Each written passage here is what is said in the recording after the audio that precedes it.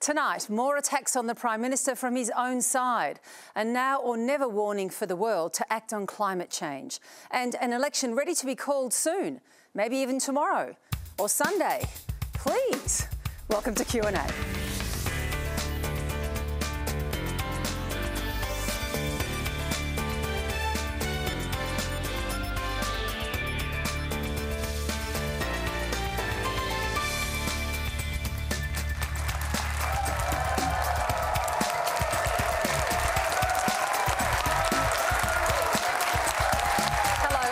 Trioli. We're coming to you live from Melbourne tonight, and joining me on the panel with this very rowdy crowd, performer and writer Steph Tisdell, Shadow Minister for Aged Care Services Clare O'Neill, Director of Policy at the Institute of Public Affairs Gideon Rozner, National Political Editor for news.com.au Samantha Maiden, and live from Canberra, Minister for Families, Social Services and Women's Safety Anne Ruston. Please make them all very welcome.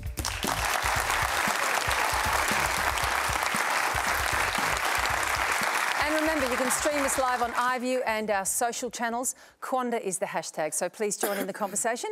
We publish your comments on screen from Instagram, Facebook, Twitter and YouTube. Our first question tonight comes from Marley McRae-McLeod. The Prime Minister is being assailed from within. In the recent past, his political allies have said they have never trusted him. They have accused him of sexism and racism, and women from within his party have accused him of being menacing and controlling, and described him as a person who lacks a moral compass. His former rival for the seat of Cook has eviscerated him, and his own deputy PM has called him a liar and a hypocrite. Given his party room thinks so little of him, why should women of Australia vote for him? Thanks so much for your question, Marley. Well, look, before we get to the politicians, Sam, we might start with you on that. Well, it's a big challenge for the Prime Minister at the moment, all the attacks on him right now. The question goes to women in particular, but it mentions a lot of issues that he's having to fend off. Well, it's quite a roll call, but we should say it's not just women who have made some complaints about the Prime Minister. As the question noted, the Deputy Prime Minister had some rather unkind things to say in that text message. I think that Prime Ministers before have copped this sort of criticism. Mean and tricky memo, you remember with John Howard. Very well. The lying rodent, which was allegedly said by one of John Howard's team in the lead up to the 2014 election. I think what's different this time around is the volume of it. Now, obviously, they will dismiss this and say that these people are disgruntled. I'm sure that Anne will have something to say about that shortly. But it's quite it's a volume of people, and I think that's the problem that the Prime Minister has got, because some voters will say, well, where there's smoke, there's fire. Anne, can I get you to respond to the question? Why should people, or women in particular, vote for the Prime Minister given all of that? Well, I don't imagine there's anybody that's sitting on the panel tonight, people who are in public life who hasn't had a sledging sometime in their career. I sure know that I have. But what I would say is that, the timing of much of what has come out certainly has to be questioned, and we should be calling it out for that, because on the eve of an election we start seeing these things coming out of the woodwork. I would question whether it is actually a political hit job. But can I say, I can only speak from my own personal experience. I mean, I've worked with the Prime Minister for 10 years, closely with the Prime Minister for the last 3 years as in his cabinet. And I've got to say that the commentary that I have heard by some of these people is just not the Scott Morrison that I know. The Scott Morrison I know is the man who, when I asked him, to make sure that we were supporting, with great investment into the next national plan to end violence against women and children, was immediately, understood what we needed and was prepared to commit to it. So I can only say that the Scott Morrison I know is a completely different person to some of the things that I've heard in the media of recent times. I'll go to the rest of the panel, but just while I've got you, you mentioned the timing and it being a political hit job, but that actually makes the point, doesn't it? When you're heading into a hotly contested election, as this one is, when the polls are indicating you've got an opposition that's clearly competitive, the fact that your own would be prepared to come out of the woodwork, using their own names, using their own faces and say what they are saying about the Prime Minister, actually amplifies the point that they are so disenchanted with him, they derail their party's own chances of winning. Well, I mean, unfortunately, when you're the Prime Minister or when you're in any leadership position, you can't say yes and people are disappointed. I suppose I'm very disappointed at the way the disappointed people have responded with some of their public commentary. But, you know, unfortunately, sometimes people do make public commentary and it gets picked up, and now we're having a conversation about it. But, you know, I'm very focused on making sure that I do what the Australian public are expecting of me as a politician, and that's looking after their interests and not talking about this kind of stuff. You've spoken, Clare O'Neill, about male entitlement in Parliament before and watched this closely. What's your response? I actually don't see it as much from a gender lens, so I haven't worked very closely with the Prime Minister. What I did notice in my electorate was at the last election, I think, you know, Scott Morrison came into the job and he was elected as Prime Minister quite soon after. And he seemed to get this staggy dad sort of feel across, and a lot of my constituents that I talked to really felt that this is who this person is. And the truth is that Scott Morrison is the most strategic politician in the Parliament that is really saying something. Like, he is a politician to his absolute core. And the thing that really gets me about the conduct I see in Parliament is he has a fundamental problem with telling the truth. And that's the thing that I can't get over, because I know that people think politicians are all liars, but Scott Morrison is in a new territory of his own. I see it in Parliament. He stands on his feet and he says, you know, things that are on camera. Him saying, you know, months or years ago, he just denies ever saying it. And this has just happened again and again and again. And we're going into this election context. We've got 6 weeks. And I do think it's going to be really hard for Australians to feel that they can put their trust in him to do what he says he will do, to not do what he says he won't do again, because they've just experienced this now for 3 years, and I do think they've kind of worked out who the man is and what his character is. Gideon, I'll take you to the question, but interestingly as well, and we should all reflect on this, and Sam, I'd like your view on it too, the fact that Matthew Kamanzuli, the former New South Wales Liberal Party member, he's won special leave from the High Court now to challenge the endorsement of those candidates that were led, championed and some might say steamrolled by Alex Hawke and also by the Prime Minister. How's all that going to play out, Gideon? Look, I think it's another mess, and I think the fact that we're talking about these things in part shows how Scott Morrison has lost control of the agenda, and the reason for that is because he has both parties, frankly, have very few things to say about actual policies. I don't know Scott Morrison. I can't talk to the veracity of these claims. My concern is what Scott Morrison has done to the Liberal Party and to liberalism, to the values that I've subscribed to. My concern is the fact that the Morrison government has embroiled Australia in $8 trillion debt, that it's ramped up online censorship, that it made it a criminal offence for Australian citizens during the pandemic to re-enter their own country, rendering them stateless. The Morrison government engaged in that awful state-sanctioned theft that was robo-debt. I think those are much more important issues to talk to the Prime Minister's character and his judgment and his leadership. And I have to say, Scott Morrison would have to be, in my opinion, the worst Prime Minister the Liberal Party has put up since Billy McMahon, except Billy McMahon had principles. I might have to give Anne Ruston a right of reply on that, I think. Sam Maiden, you've watched him very closely in the Parliament. Is Clare O'Neill gone too far in his description of who he is and how he operates? I think that Scott Morrison is a shapeshifter, right? And the criticism of Anthony Albanese is that no one knows who he is. I think the problem for Scott Morrison is that everybody does. And, you know, Scott Morrison's problem going into this election is 100% Scott Morrison. That's the lead in his saddlebags. And I mean, I don't mean that to be unkind. It's just an observation of mine as a political journalist, right? I mean, he had the advantage of the last campaign that he was relatively new. There was a freshness to the government, even though they'd been in government for a long time. This time around, you know, he has that triumvirate of issues, which is reflected in the news poll when the government has dipped. And each time the dip has been greater, the crater has been greater. The first was, of course, in relation to nicking off to Hawaii and having a holiday while the nation burned. The next was in relation to the allegations of abuse at Parliament House. Once again, the dip in news poll was greater than Hawaii.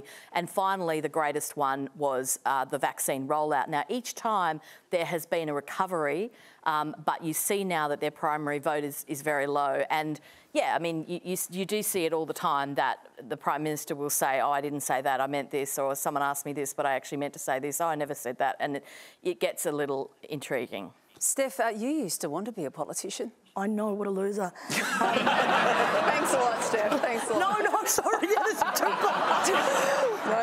Steph, there's still time. There's still time. No, I always had this idea that I could enact change in the world, and I don't think that politics is where it lies.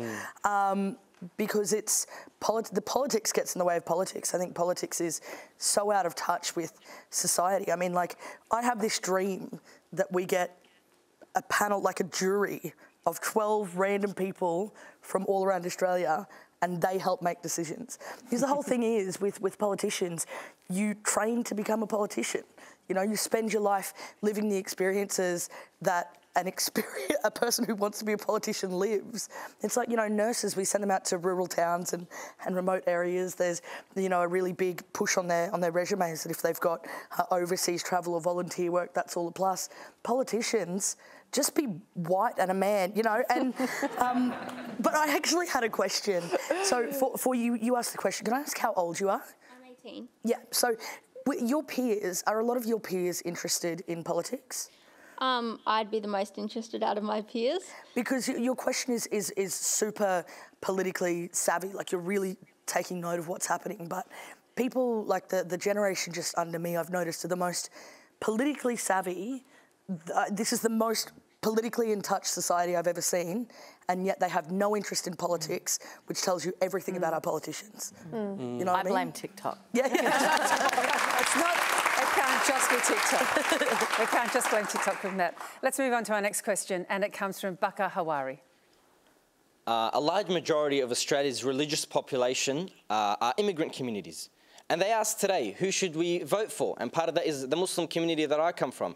Should we vote for the Liberal Party, who share a lot of our stances on issues of morality and traditional family, but at the same time, you know, don't have the best history when it comes to accepting immigrants and issues of racism?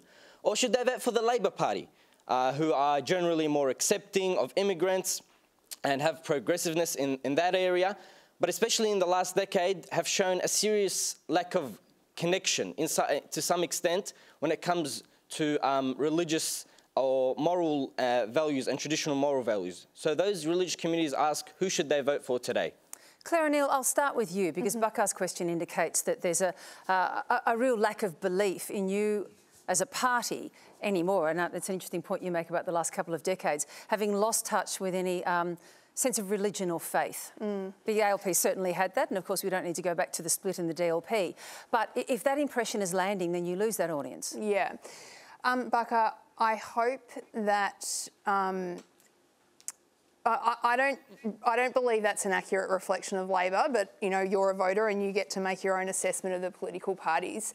But I do hear this a little bit from religious people, and I just went through a big discussion with a lot of my faith communities around the Religious Discrimination Act that just went through the Parliament. And I did feel that I had to go to real pains to explain to them that there are actually a lot of religious MPs within the Labor Party that we have enormous respect for faith communities. And we do have to... Can I just jump in? Do those religious MPs, do they feel within the Labor Party that they're able to express their faith as obviously and volubly as, say, the Prime Minister does? Yeah, I do believe that they do. But they don't seem to? And in fact, the discussions that I have with religious MPs in the Labor Party, like I'm from a Christian background, you know, my view is that, you know, the teachings of Christ are actually traditional Labor teachings, because this is about sharing with the community, about bringing people together. And so, you know, that's where I come from. But yeah, there are lots of religious people in the Labor Party. We've got 2 Islamic MPs, as well as, you know, other religions that are represented. So, I mean, the Religious Discrimination Act, I think, was an important moment for the Labor Party, where we fought really hard to make sure that people who have a religious faith in this country were better protected by the laws of Australia. What we saw in that instance was, in fact, the government, you know, vote against its own bill to stop religious discrimination being prohibited in a proper way in this country. So I think we've got some work to do with yourself and with other religious people around the country to give you confidence that Labor understands you. You know, I represent a really religious community, and I take that really, really seriously. A lot of migrants and many other people indeed in my community are religious, and it's really important that we represent you faithfully. Let's move on to Anne Ruston, because of course you're called out there in that question as well, your party, about having, I think the phrase you used, Baka, was a history of racism. Well, I would certainly say to Baka, I'm sorry that you think that way, because I don't believe that we have a history of racism. I think that, you know, we are a great multicultural nation, and, you know, all political parties, I think, respect that multiculturalism and particularly respect the faith of many different faiths in Australia and their right to be able to worship those faiths. And I think that is tremendously important. A little disappointing, Clare, that you're choosing to rewrite the truth around the history of the Religious Discrimination Bill.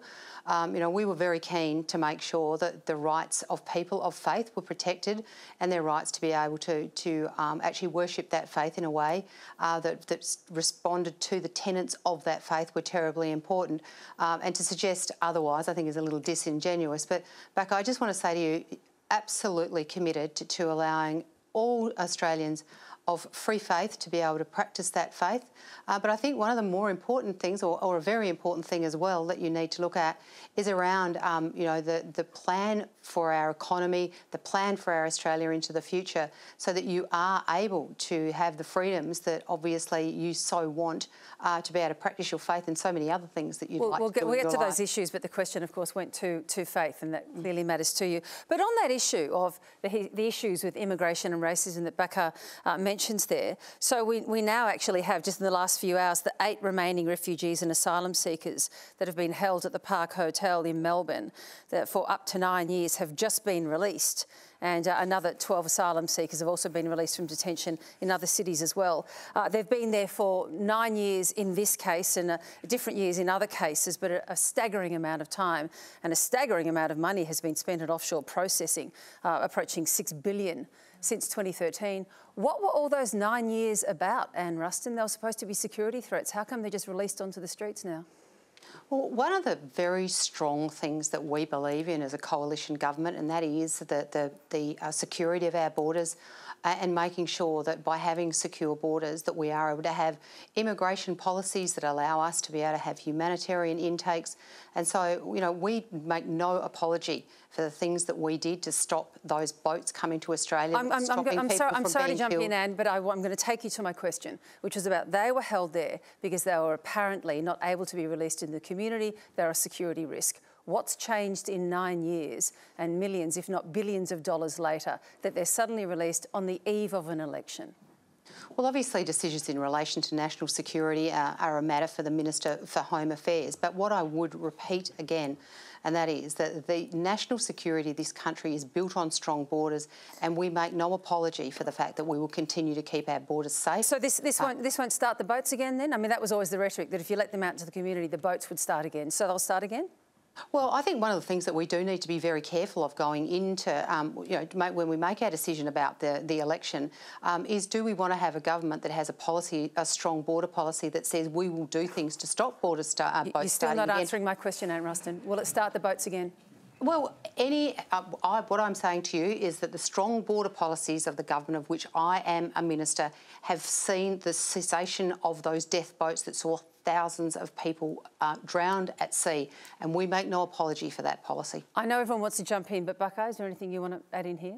No, I'm just going to say that it's shocking and ridiculous that it took this long to take them. You know, every moment of a human being's life is valuable, and them being locked up for 9 years, those are fellow human beings. Their lives are lost. I don't know how old they were, but I imagine I couldn't stay in there for 5 minutes, so I don't know why it took 9 years to then release them.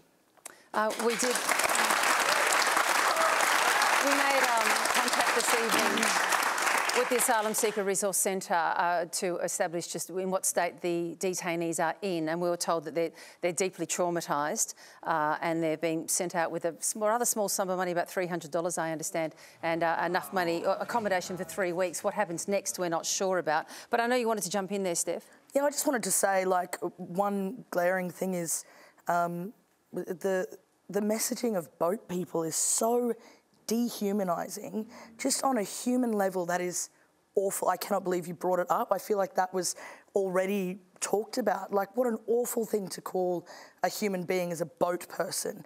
Especially when you keep in mind that a lot of people who are coming to this country are coming in on planes, you know what I mean? But for you to sit there on a national program and say boat people, and then of course there's the other thing of, Australian security, Australian security. What about the First Nations people of this country? Because that's what I want to know. I mean, you're talking about policy and writing policy that tightens our borders, and we've been pushing for a treaty for a very, very, very long time.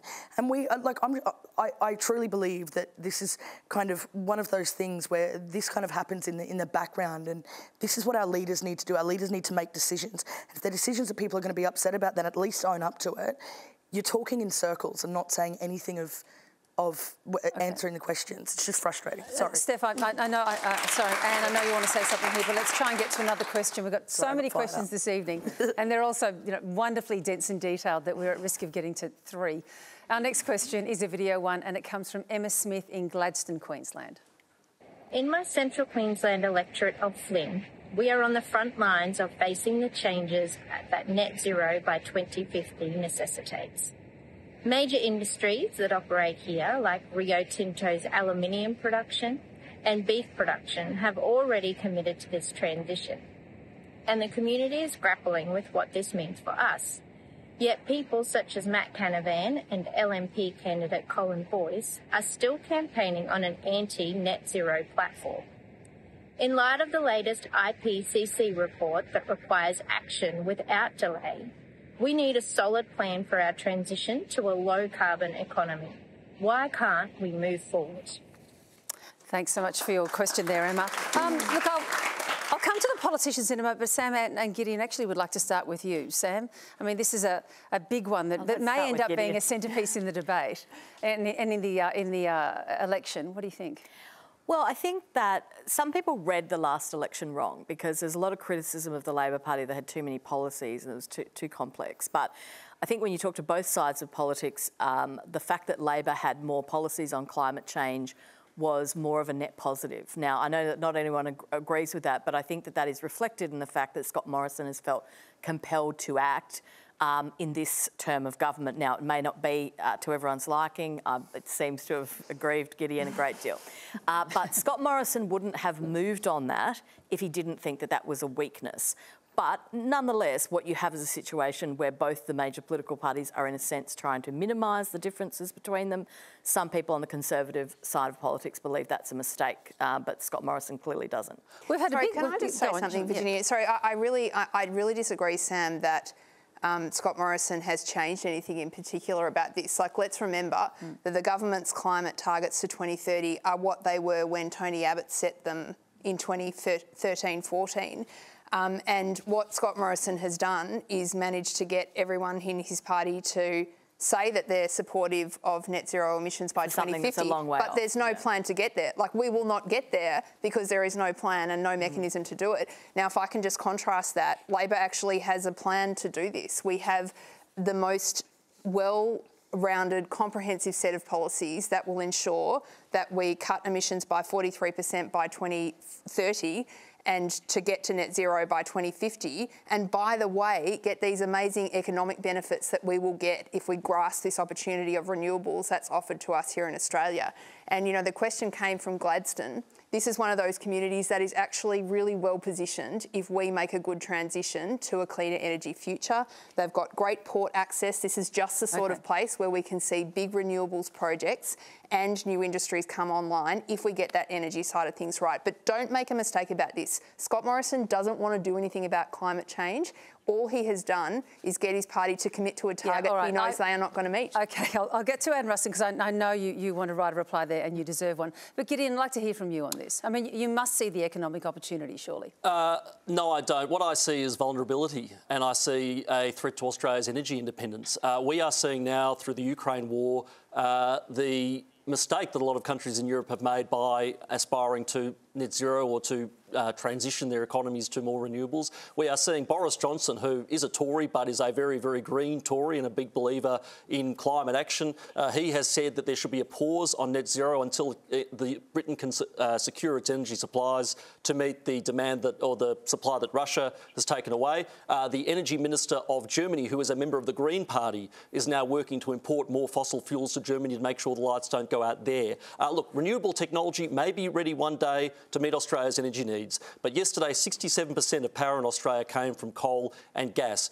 Wind and solar accounted for just 12% of it. But isn't that only because we haven't made the transition yet? And most sober analysts are noting that the war that Russia has brought on with Ukraine is actually going to accelerate and has to accelerate that transition. I was interested to read in The Economist just the other week describing Australia as one of the key countries poised to become an emerging electro-state as opposed to a petro-state, including Russia there, of course, saying we're well equipped to deal with this transition, worth over $1 trillion a year globally.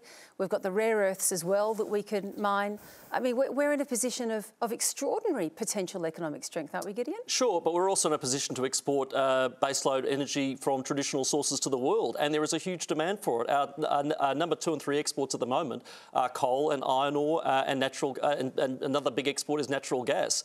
We should be filling the energy that Europe needs to meet its needs should not be coming from Russia or from the Gulf states. It should be coming from Australia, because that is a competitive advantage of ours, and we should be using it to provide cheap, abundant energy at home. But do you see the potential for a future renewable electro-state in Australia? I'm a little bit sceptical. You are? OK. Anne Ruston, can I get you to return to the questioner, please? Yeah, well, we have made a commitment to net zero by 2050, and we've made it in a way with a plan that says we would do it without making Australians pay more for their household power bills, but businesses pay more, because rightly we need a strong economy, and a strong economy is driven by low energy prices. And you've only got to have a look at the 8% reduction in power bills, $128 for an average family every year because of the low power and energy costs that we have been able to achieve by our policies in Australia. But the reality is we are going to achieve net zero by 2050 using technology and not taxes. I mean, it's interesting to hear, Labor Party's comment that somehow 45% was a mistake, but 43% is some sort of wonderful figure that's a magical number that's going to be able to achieve, their targets by 2030. I think it's pretty disingenuous. What's 2% going to do? Changing something from a mistake to something being a great success. But we've always met our targets. We've exceeded our targets. We went to the election saying 26 to 28% by 2030. We look like we're on target to exceed that significantly by 2030, and that's a good thing. But what we will not do is make promises and commitments that mean that there is a likelihood of Australian households and Australian businesses having their energy costs pushed through the roof. We will do it responsibly, with a reliable and affordable mix of energies as we transition to our clean energy future. Well, it was interesting to hear from Susan Lee today. She called on the government to prioritise climate change mitigation in the light of recent flood crises affecting New South Wales. And this is the phrase she used today. She said, "There's no doubt that climate change intensifies flooding, bushfires and similar extreme weather events. Our investment in drought and flood preparedness and in mitigation is very, very important." And that's a real change in rhetoric from her, from your government, putting those electorates that have been flooded here on the eve of a very important election front and centre, climate change mitigation right at the middle of it. So she's calling on the rest of you to do a whole lot more. Well, I think what Susan's saying is that there is a preparedness amongst all of us that the clean energy future is the way for Australia to go, and we need to have a plan to make sure that we're able to get there. What she was referring to today, I mean, there are a lot of things that are being done through emergency management and through other programs that have been rolled out, particularly by Bridget McKenzie in her current role, to make sure that we are better prepared for the kinds of climatic conditions that we see, the changing environment that we are seeing.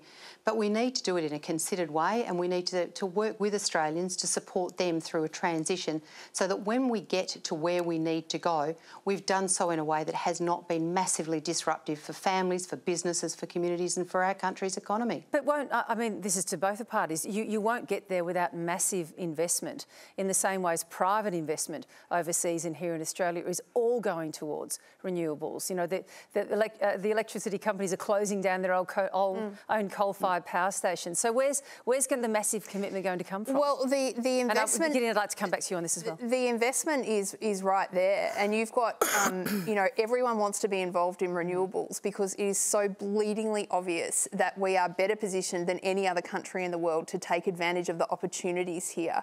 So is Labor prepared to go into even more debt to subsidise or to help fund or to co-invest with private enterprise when it comes to these new technologies and energies? We're not planning to go into additional debt to do that, because it'll take a lot of money, but the payoff in the end might be great. But we've got a range of policies that will make sure that that investment is promoted. So one of the things that we are doing, and one of the big barriers at the moment to getting the renewables into the energy grid, is that energy grid needs to be upgraded, and so that's something that Labor's committed to.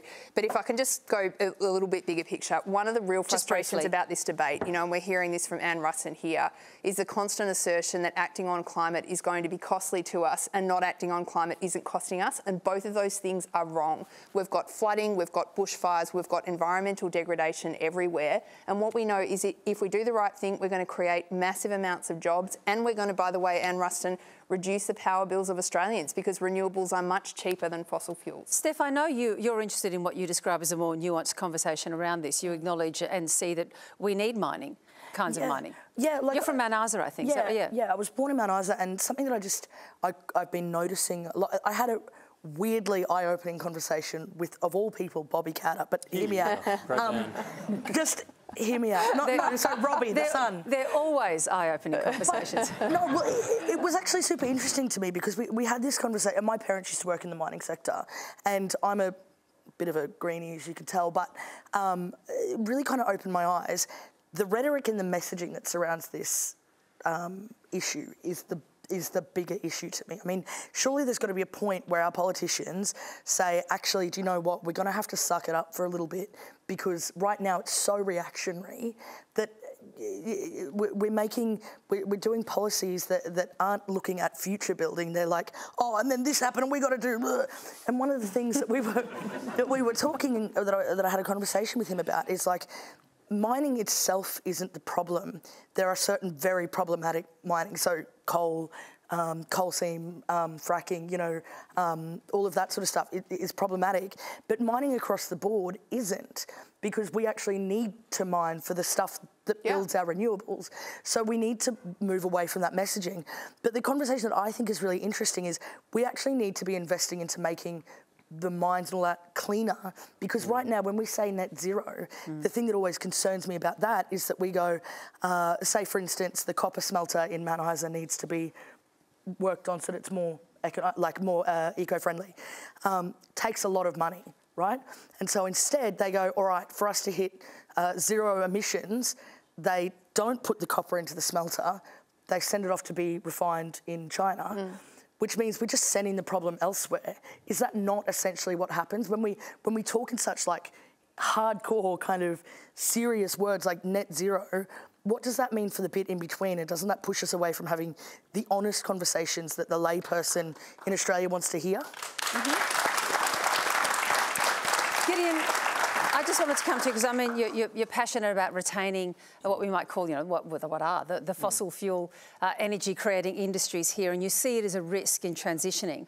I've got to ask you though, given that the person who pays the piper in the case of the IPA might be someone like Gina Reinhardt, who I think the last time we heard maybe in 2018 pumps in about $2.3 million, might be more now with inflation, I guess, into the IPA. She's paying the piper, so you simply just sing her tune, don't you, in terms of supporting that industry? Absolutely not. Our values have been unchanged for almost 80 years. How much does she pay you a year? What does she donate to you? We don't talk about donations and who donates and so on. I know you don't. It's a bit of a problem. There's a serious reason for that. The Australia invented the secret ballot for a reason. We should know from whom these views come, right? Sorry? We should know from whom these views come. Why? What difference does it make? I think the audience... If the research is wrong, then by all means, let's have that conversation. And, you know, frankly, I think it's very sad that people have a problem with a successful woman in this country. But more to the point, sorry, I had to do it. But look, let's talk about energy. I think it's a big mistake to say we're under-investing in renewable energy.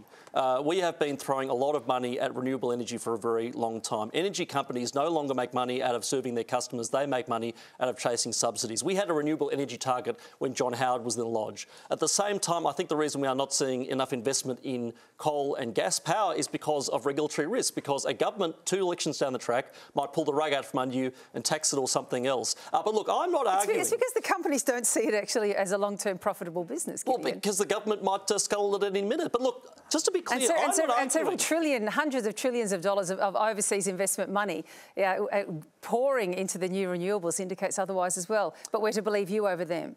Look,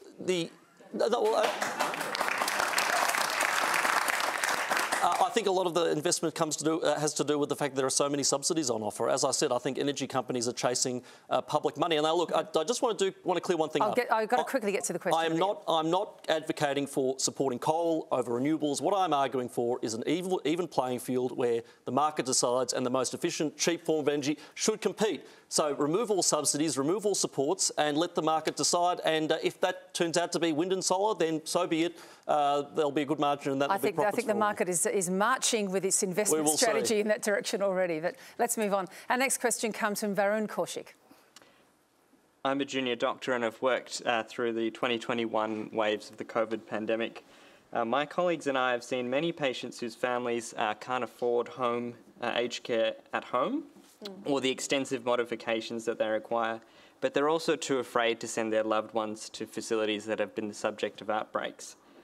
Mr Albanese has made commitments to address aged care home staff shortages, but many of the nurses that I work with who are overworked and exhausted worry that current staff shortages will put undue pressure on a single nurse working in these facilities.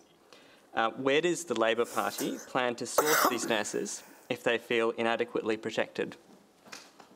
It's a really good question. And Jim Chalmers was asked this question at the press club the other day and didn't have an answer about from where these nurses are going to come. We have a critical labour shortage right now. Yep. Where are they coming from?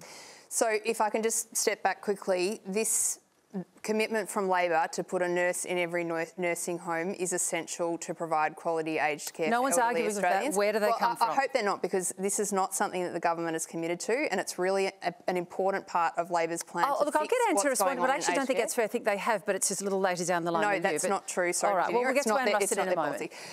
So to the question. We have a serious crisis in aged care, and it's really important that we bring more nurses into the system. So I spend a lot of time talking to aged care nurses.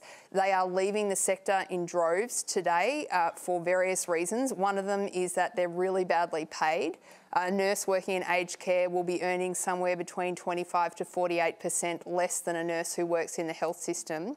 So you're saying, and we know that you back the Fair Wage Commission application there to get their wages increased. You're saying that simply by keeping nurses in the system, or the ones that are left, that's enough people? That's enough nurses? We will need. Because I don't think the sector believes that. We will need to attract new nurses into the system. From where? But Virginia, to deliver 24/7 nursing, so there's always a nurse if you need one in a nursing home, we will need to bring in low thousands of new nurses. There are 400,000 nurses around this country at the moment, and this is something that we've worked really carefully. Several thousand nurses will have to be brought in from overseas? No. They're nurses who are in Australia. So firstly, there are nurses already working in the sector, so underemployment is absolutely rife through aged care. But the biggest thing that we need to do is stop nurses from leaving the sector, as they're doing today, and bring nurses who have already left the sector back in. I've got to say, Clare, given that it is a key policy promise this early on, and as our questioner has pointed out, it's been at the heart of so many Australians' experience during the pandemic, I would have thought you'd have a better answer worked out. Well, I think I'm actually... What the number is, where it's coming from, how you're training them, are they coming in ready trained, will they be accredited? I would have thought you had that nailed. Yeah, so I actually think it's a good answer. We need to bring in somewhere between 2,000 and 3,000 additional nurses into the sector. There are 10,000 nurses that left the sector between 2019 and 2020, left the sector or left their current employer. Now, we believe, and we've worked up this policy really carefully with the sector and with nurses, but sorry, Virginia, I can see people getting upset about this. Can I just remind you, we've got an aged care crisis in this country. This sector's been subjected to 9 years of disgraceful neglect. There's only one party in this country that is standing up and saying that we want to fix this, and I think Australians should be pleased about that. Yeah, well, look, first and foremost, the Morrison government is absolutely committed to 24/7 care. That is not true. That is not true. Absolutely committed to Ruston 24/7 care, and it was a recommendation of the Royal Commission, and we have agreed to that recommendation that we will need between now until 2024 to make sure that we are able to put in place the necessary programs and training. When we've made a commitment of $48 million to get another 48,800 staff trained over the next 2 years, so that we can actually meet the deadlines of the Royal Commission. What the Labor Party have done is they've come out with an on the eve of the election, after not hearing a word out of you for the last 12 months after the report from the Royal Commission was brought down. On the eve of the election, we come up with something that does not reflect what the recommendation of the Royal Commission was, and that was 24/7 nursing care by 2024, which we are committed to. And even, like a matter of days after that policy was announced in the budget reply speech, you've got, Mr Dreyfus coming out and saying that, we're going to have to pause it because we won't find the nurses. You've got Mr Albanese saying that, where are you going to find a nurse? I mean, I think what we've done is taken a very responsible approach to making sure that we can get this workforce. And to say that we have not done anything, $18.8 billion to respond to the Royal Commission's findings, it's already on foot. We have a plan in place, but we will do it in a way that responds to the Royal Commission's recommendations and not political knee-jerk reactions on the eve of an election. No, hold that, Clare, because I want to hear from Sam. Sam Maiden, I mean, this has been a massive issue, of course, all through the pandemic in particular. We're approaching, almost 2,000 deaths in federally funded aged care right now because of the pandemic, which is just an extraordinary number. Will it bite as an election issue, do you think? Do you think this will still be top of mind this far away from when it all began? I think it's a huge issue, not just for people in the community that are older, that are considering these choices, but also their family, right? So I think it's a big issue for Gen X and the older generation. I think that watching what has unfolded in nursing homes over COVID has been like watching a slow-moving train wreck. Everybody understands the reasons why nursing homes are vulnerable to COVID, but there were too many times when the government didn't have good answers about why the vaccine rollout wasn't swift enough, when they didn't know numbers that they should have, some very poor performances in Senate estimates at various times from the aged care minister, but also, just in terms of what the government is doing, and the government has been in place now for a very long time. Why are people still waiting for a year to get in-home care in some cases? Why does it take that long? Anne Ruston? Well, one of the things that we have done in our response to the Royal Commission is actually look at all the areas of aged care, not just residential care. We have seen, tens of thousands of new aged care packages, shortening of waiting lists, particularly on those that are critically in need for home care packages. Sam, I will stand by the track record of this government in relation to responding to the Royal Commission's recommendations. Okay. I mean, we called the Royal Commission, we've responded to the Royal Commission, and we'll continue to do so, and we've put $18.8 billion behind that commitment. And those there was bonuses... Sam, I'm sorry, I'm going to get to the question is in the room. You can't take the journalist out of the journalist. She'll always try and ask you, and I completely understand why I do the same. But let's get to our next question. It's a video one, and it comes from Michael Williams from Seymour in Victoria. Do you think that it is fair and acceptable that a disability support pension or aged pension recipient who cannot work is expected to live below the poverty line simply because they are injured or ill? That they should daily choose whether to keep a roof over their head or eat or buy medicine? That proper quality dental work is forever an unobtainable dream?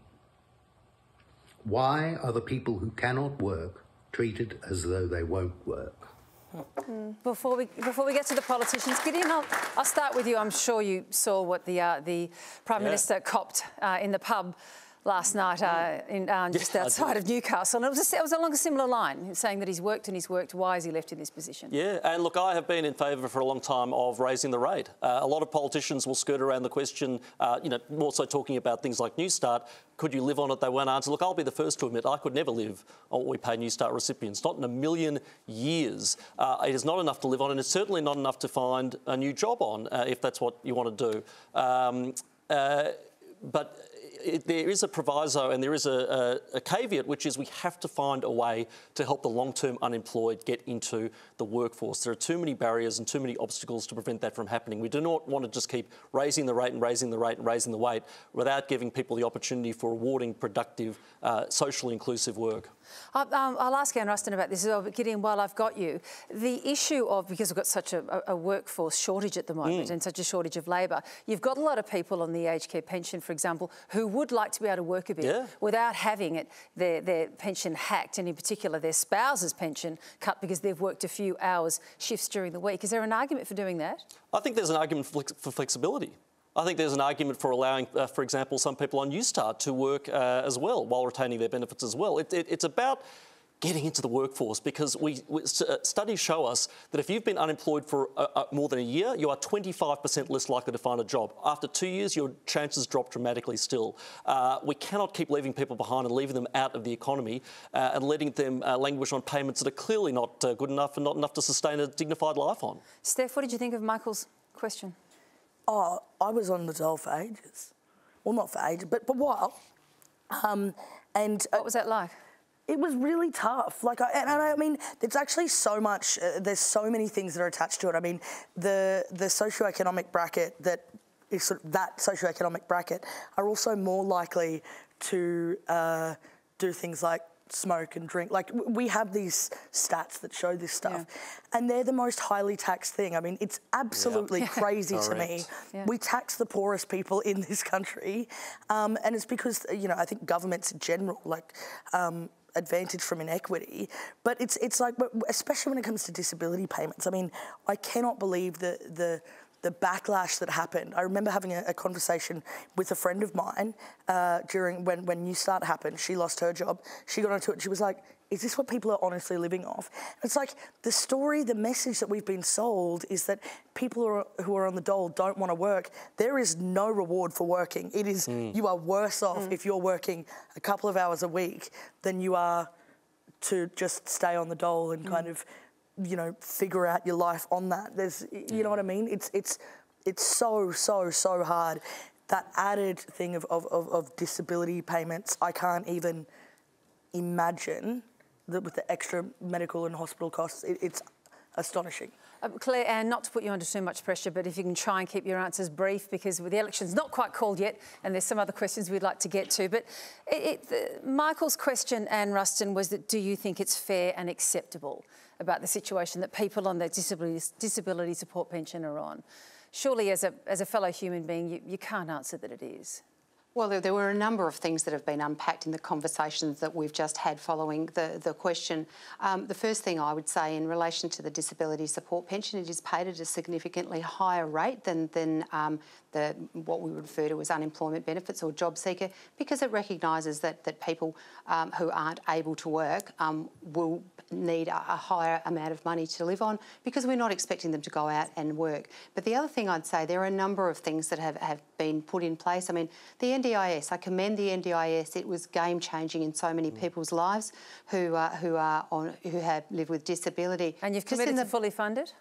We have committed to fully fund it, and it will be fully funded. But also, just recently in the budget, we reduced the threshold in relation to concession card holders to be able to get access to drugs sooner and to be able to get free medicines sooner by reducing the threshold. But the other thing in relation to comments around the age pension and age pensioners working, age pensioners who are listening should know that they can earn up to $300 a fortnight accumulated, so that's $7,800 a year before 1 cent of their pension is touched. OK, well, I've got to jump in now, because it does sound like you're actually saying to Michael, look, it is enough, we've done enough. Steph, you were just guffawing there. Do you want to just quickly vocalise that, and I'll move on to Clare? Oh, they're allowed to make $300 in a fortnight. That's insane. That was all. I was just laughing. OK, right. I had nothing more to say. I was just like, wow. Well, Clare, what would the Labor Party do? Well, I do think it's really tough, and I don't think you can hear a question like that and not feel, you know, the sense of emotion behind that. I think one of the things... It's about what you'd be prepared to fully fund in terms of an increase. So one of the things I'd just say is I think that times like we're in at the moment where the cost of living is increasing make this time particularly hard for people who are on a fixed income. So suddenly the cost of everything's going up, but their fixed income doesn't go up at the same rate. So, I mean, there's a whole lot of things that Labor wants to do to provide cost of living relief to Australians that would affect the gentleman that asked the question. But I just want to go back to the NDIS. I think we were living in a country before where people who had a disability were pretty much excluded from society, no real capacity to work and to train, and that has been changed, and I'm really proud of that reform. I just want to really quickly, very quickly if I can, from both of you, Clare O'Neill and Ruston, I hear constantly on my radio program from family members, parents who are calling in to say, my child with, for example, and it often usually is, autism and associated conditions that go with that, a situation or a condition that's really not going to change much over the years. But there are lots of scaffolding and supports that can be put in place and social connections as well. Being told they've had their amount offered that they had by the NDIS cut in half. Why? Because the NDIA has decided that those supports aren't value for money anymore, which is probably one of the most absurd things you'll ever hear about a condition that's going to be lifelong. Can you make a commitment this evening that we're not going to hear those sorts of reports anymore from parents about a sudden 50% cut in a program? Yeah, so I mean, I think... Very quickly, Clare. Yeah, I think that's been really disturbing, and you would have heard Bill Shorten talking about this a lot. We're really worried about the cuts that the government has made to the NDIS. What's your undertaking? And this is something that we don't want to see more of. I mean, I can't absolutely commit that in the future no one will ever have their program cut, but I can say this has been really disturbing to us because the NDIS is meant to be a needs-based program. What you need is what gets funded. And Ruston, do you have a commitment for us? Well, absolutely. If anybody from the NDIS is telling somebody that they can't have a program because it's not value for money, I'd like to know who they are, because I think that's an outrageous statement. All the time. You know, we are committed to fully funding the NDIS, and we will do so into the future because we believe it is a great program that is able to support so many Australians who've lived with disability. But, you know, that is an unacceptable thing for somebody to be told. We are not cutting the NDIS. We will continue to fully fund it.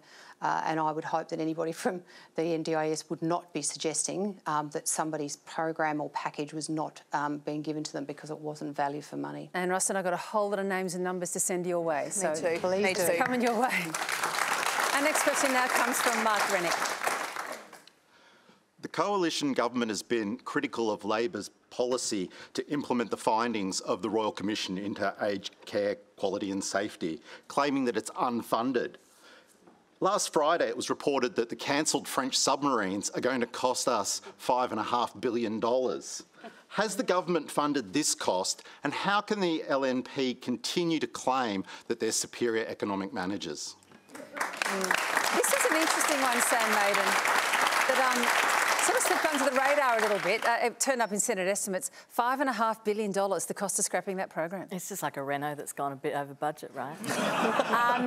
Just a bit. The argument that the Prime Minister makes is that the world changed, right? That's his argument, that the geopolitical space changed, and when the opportunity arose to access through AUKUS these new submarines that he argues will do much better, that, you know, when the information changes, you go with something else. But it is galling, the idea that amount of money has been spent, and it's particularly galling that a fair amount of that will have to go to the French for giving us nothing, except for some beautifully phrased insults of the Prime Minister. Some immortal insults.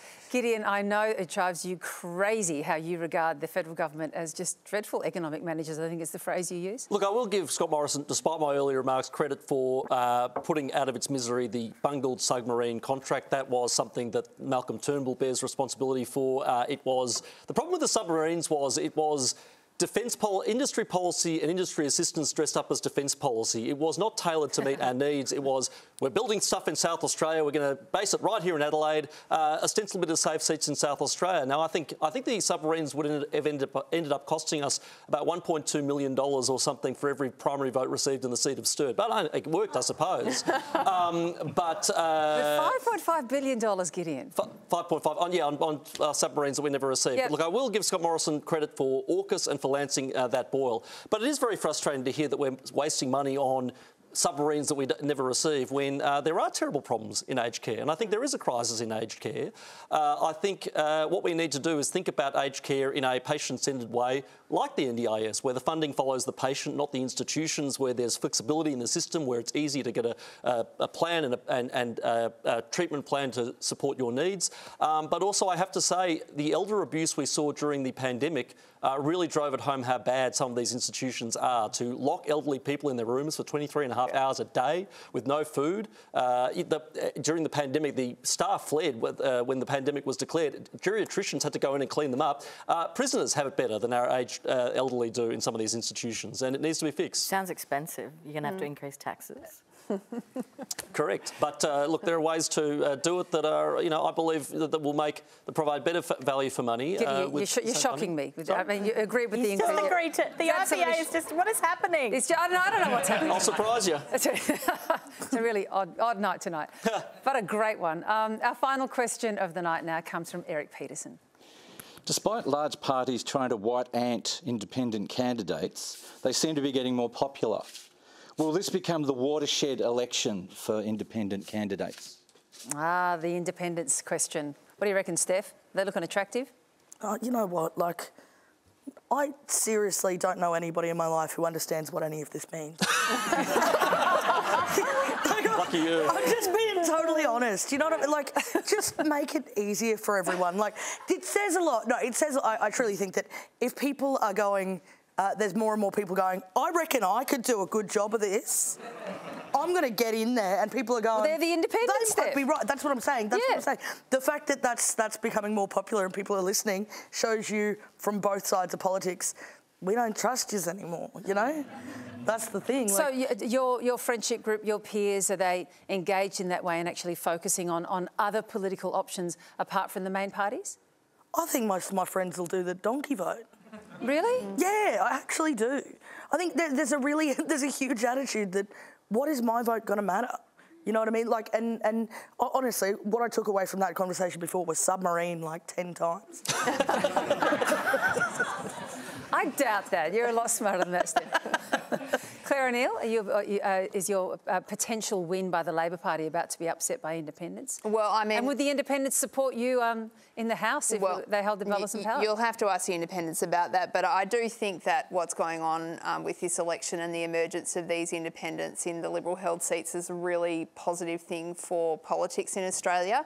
One of the things that worries me a bit about politics is we're seeing people break down into these silos, and it actually can radicalise the political parties, and I think that's what we were seeing happen to the Liberals and to the Nationals.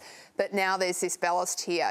People in those seats who were economically pretty conservative but socially progressive had no one else to vote for, and they were taken for granted, and that's not going to happen anymore. And there's no way that we would have any of the talk that we've heard tonight on climate change if those independents weren't running in those seats. So I actually think it's positive and important. What do you think, Gideon? You think they're actually going to come through? I mean, there's a lot of noise, a lot of chatter, but will they We heard a lot land? of noise last time and there weren't many successes. Look, I don't know if they'll win or if they don't, but the fact that the Liberal Party is having this problem shows that it actually needs to focus its energies elsewhere. It can no longer rely on these formerly blue ribbon seats in leafy, wealthy neighbourhoods because voting patterns are changing there. I think the Liberal Party's future is not in Point Piper. I think it's in Parramatta. I think it needs to zero in on aspirational voters, on people in the outer suburbs and in the regions, rather than framing policy around about 6 seats in the inner city where political tastes are changing. Yeah, interesting. Sam?